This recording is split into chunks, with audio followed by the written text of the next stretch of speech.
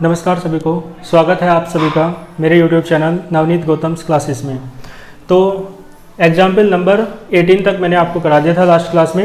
Example number 19 करेंगे। देखो, if vector modulus of vector A plus vector B दे रखा है, किसके बराबर है? Modulus of vector A minus vector B के बराबर है। ठीक है, तो प्रूव दैट, आपको सिद्ध करना है कि वेक्टर ए और वेक्टर बी आपस में कैसे हैं? परपेंडिकुलर, यानी लंबवत। ये परपेंडिकुलर का साइन है। और कैसे परपेंडिकुलर हैं? ईच अदर, एक दूसरे के परस्पर लंबवत हैं। ठीक है, एक दूसरे के परपेंडिकुलर हैं ईच अदर। ठीक है, तो देखो ये दे रखा है और ये लाना है। तो देखो ये लेके चलेंगे। गिवन है modulus of vector A plus vector B is equals to modulus of vector A minus vector B. ठीक है जी, तो देखो दोनों तरफ को स्क्वायर कर दो। दोनों तरफ को स्क्वायर करने से फिर आगे बढ़ सकता है, नहीं तो ऐसे तो आगे बढ़ेगा नहीं है। तो दोनों तरफ का वर्क कर दिया, स्क्वायरिंग लिख देना आप, स्क्वायरिंग ऑन बोथ साइड्स। ठीक है, तो देखो यहाँ पर क्या हो जाएगा, मैंने बता रखा है किसी भी मॉडल मतलब किसी भी वेक्टर के मॉडुलस का स्क्वायर, यानी उस वेक्टर का स्क्वायर। ठीक है, मॉडुलस के बिना भी स्क्वायर। ठीक है, बता रखा है vector A minus vector B का स्क्वायर, यानी ये वाला है फॉर्मूला कि वेक्टर के मॉडुलस का स्क्वायर करो या वेक्टर का स्क्वायर करो, दोनों एक ही बात है। वेक्टर का स्क्वायर है ना, तो दोनों एक ही बात होती है। ठीक है, तो इसे आप लिख सकते हो डॉट प्रोडक्ट चल रही है, तो vector A plus vector B dot vector A plus vector B, ऐसे लिख सकते हो। ठीक है, ये एक काम करो, ऐसे भी ना लिखो, डायरेक्ट ए प्लस बी का होल स्क्वायर खोल लो आप। तो आपको पता है वेक्टर ए का स्क्वायर प्लस वेक्टर बी का square plus 2 vector A dot vector B बराबर, देखो क्या आएगा, वेक्टर ए का स्क्वायर प्लस वेक्टर बी का स्क्वायर और माइनस के 2 vector A dot vector B. ठीक है जी, देखो ये कट जाएंगे, ये माइनस माइनस वाला इधर ले जाओ, प्लस हो जाएगा, प्लस का 4 vector A dot vector B बराबर 0 आ जाएगा। 4 को 0 के अपोन में ले जाओ तो vector A dot vector B कितना है आपका? 0। और मैंने आपको बता रखा है कि यदि किन्हीं दो वेक्टर की डॉट प्रोडक्ट 0 आती है तो उसका सीधा सा मतलब पता है क्या है? उसका सीधा सा मीन्स ये है कि वो दोनों वेक्टर्स एक दूसरे के परपेंडिकुलर हैं। लेकिन चलो दिखाना चाहते हो तो आगे पूरा कर लो। ए डॉट बी होता है A B cos theta, A B को 0 के में ले जाओ तो कोस थीटा बराबर 0, यानी कॉस 90 की वैल्यू होती है 0। तो थीटा आपका कितना आया? 90 आया। ठीक है, तो आप लिख सकते हो hence vector A and vector B are perpendicular to each other. ठीक है, क्वेश्चन पूरा हुआ, आपने प्रूफ कर दिया है। यहाँ तक नोट करो, चलते हैं फिर आगे।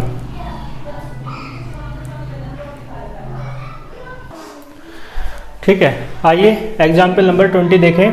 इसने कहा इफ़ ए कैप है ना, यूनिट वेक्टर होंगे, B cap are unit vectors. कैसे हैं? दोनों यूनिट वेक्टर्स हैं। ठीक है, तो and theta is the angle between, theta क्या है? एंगल है बिटवीन दैम, उन दोनों यानी ए कैप और बी कैप के बीच का एंगल है।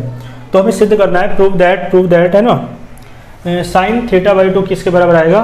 1/2 modulus of A cap minus B cap. ठीक है, ये सिद्ध करना है।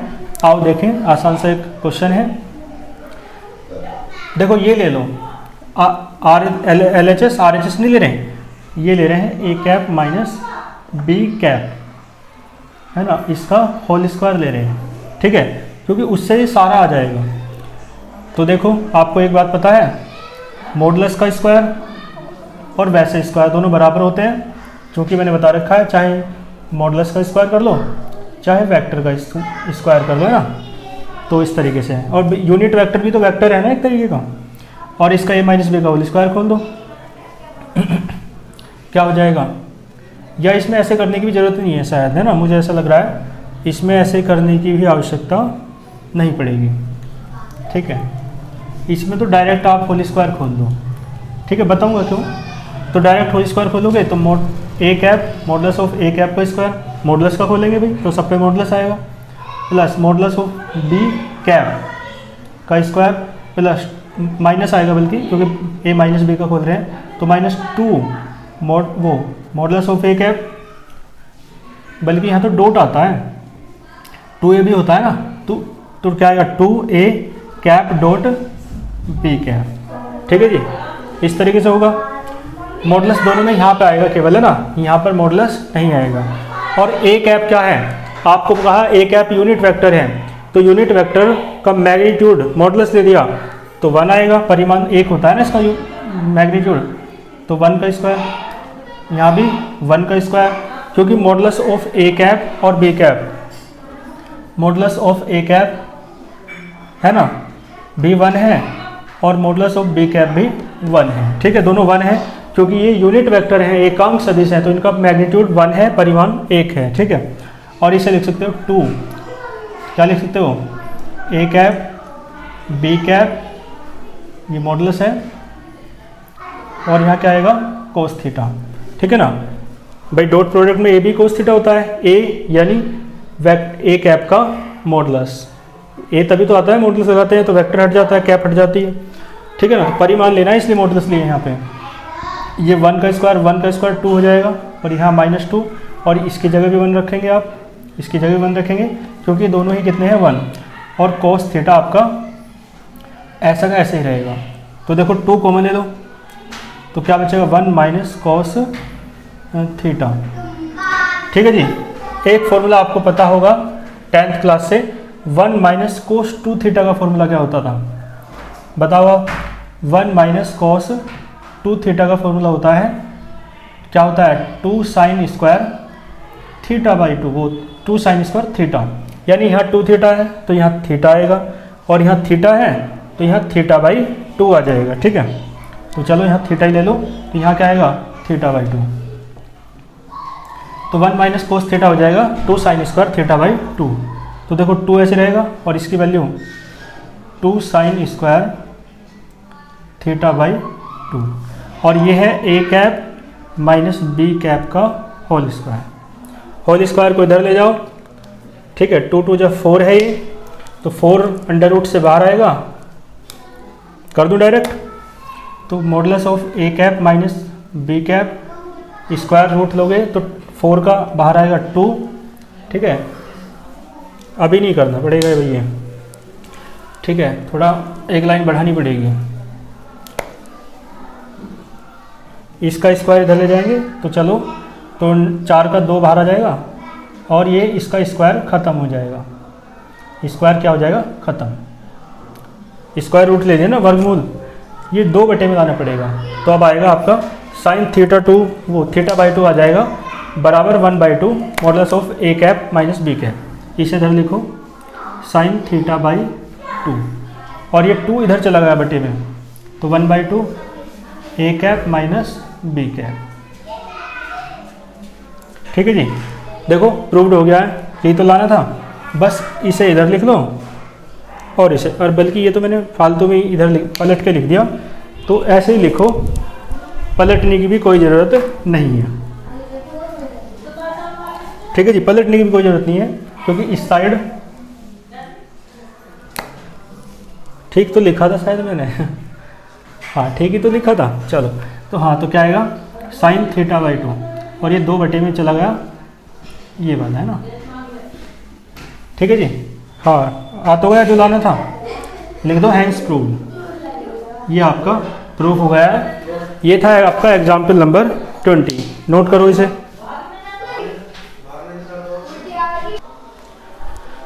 आइए एग्जाम्पल नंबर 21 पर चलते हैं। तो एग्जाम्पल नंबर 21 कैसा है, देखो, फॉर एनी वेक्टर, कोई एक वेक्टर दे रखा है, वेक्टर ए, और कहाँ पर है, इन स्पेस, है ना, खुले में है, अंतरिक्ष में है, या ठीक है, सो दैट, तो आपको सिद्ध करना है, क्या सिद्ध करना है, ये सिद्ध करना है। ठीक है, तो देखो पहले वेक्टर ए मानना पड़ेगा, जो वेक्टर ए है ना वो क्या है वो मान लो, तो लेट वेक्टर ए बराबर, आप मानते हैं A1 i cap plus A2 j cap plus A3 k cap, कुछ इस तरीके से तो मानते हो, चलो जी मान लिया। अब देखो vector A dot I cap, vector A dot J cap, vector A dot K cap, इस तरीके का कुछ फंक्शन है अंदर, है ना।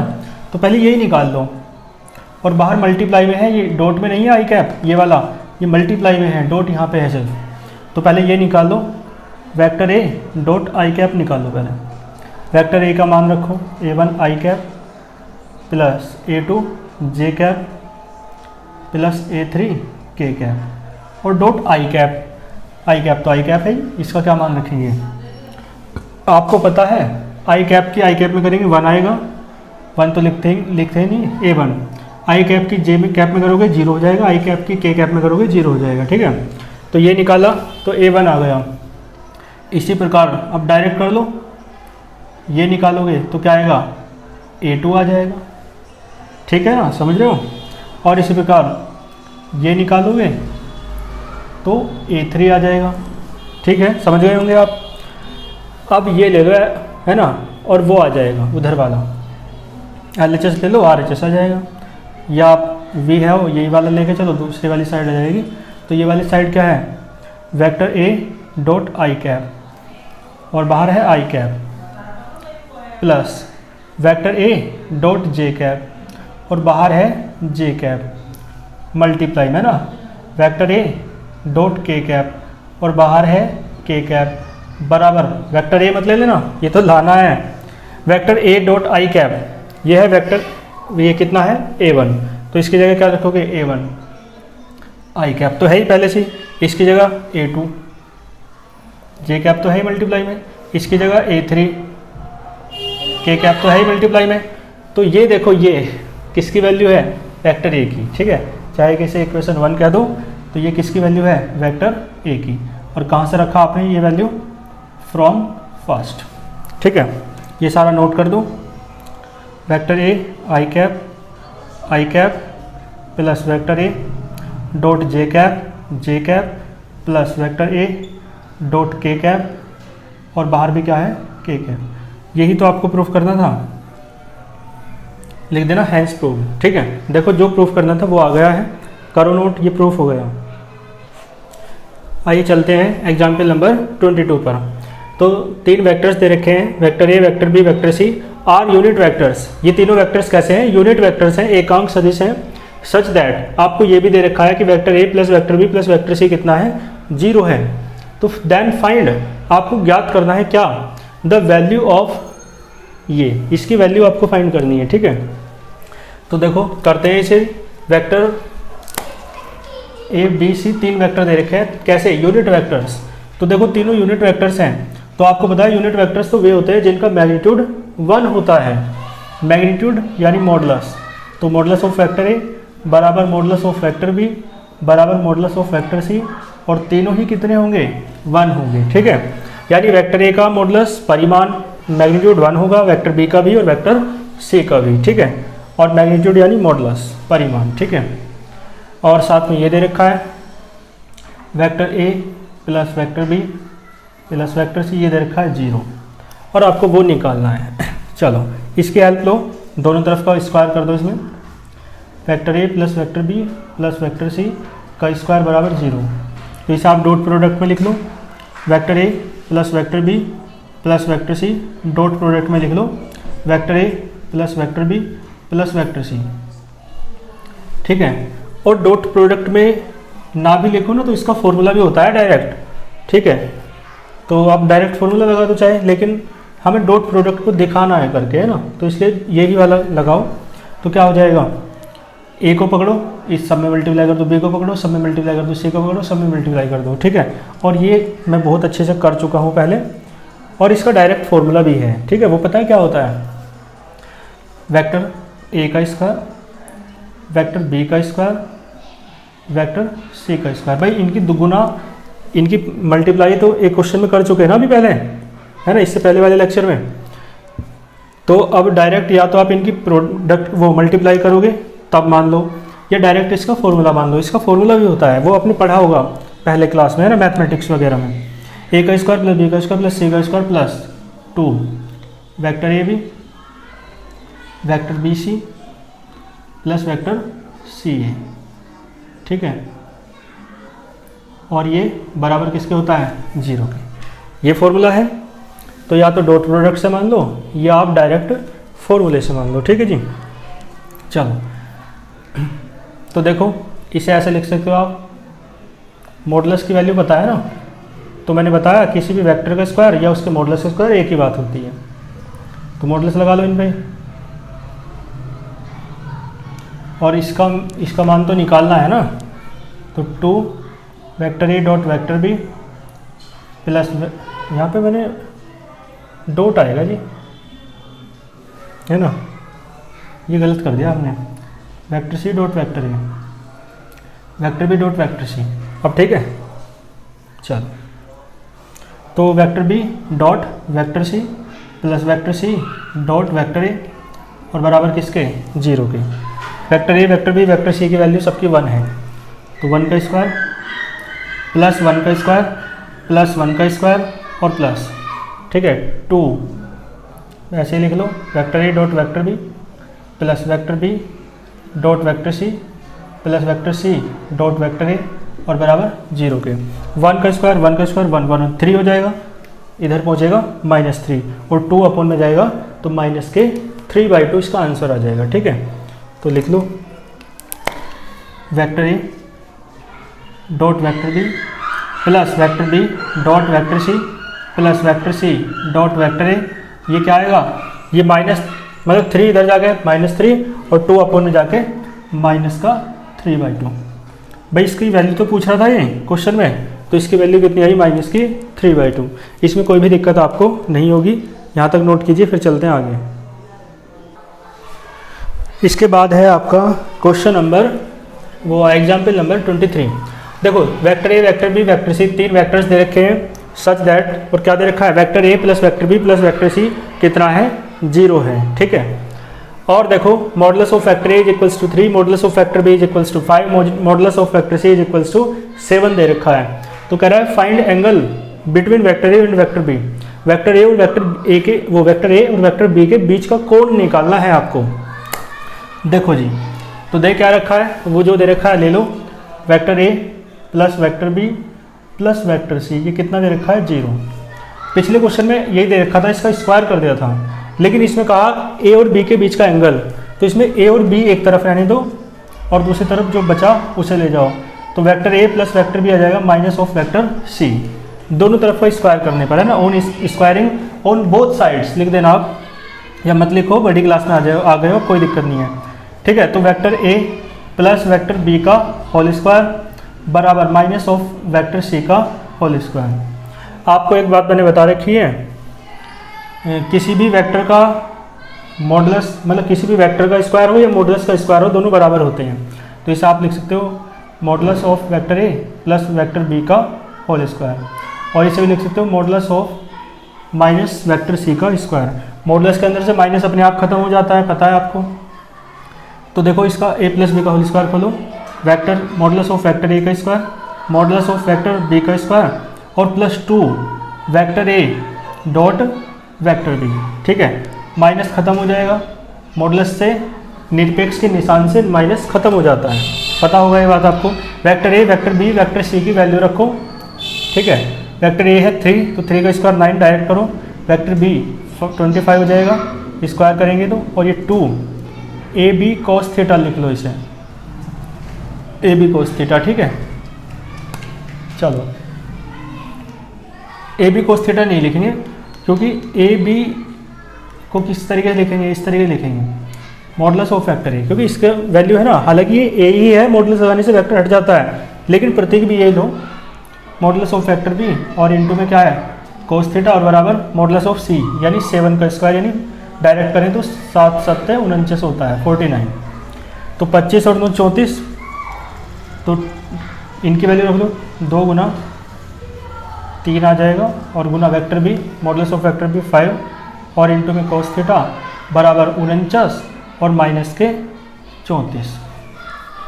तो देखो 5 या 15 दूनी 30, 30 कोस थीटा बराबर, देखो 9 में से 4 गए 5, 4 में से 3 गया 1, ठीक है। तो कोस थीटा बराबर 15/30 यानी कि 1/2, ठीक है जी। तो कोस पता है आपको, कोस 30 क्या होता है, sin 30 का मान है ये, तो साइन में जो 30 का मान है वही कोस में 60 का हो जाएगा।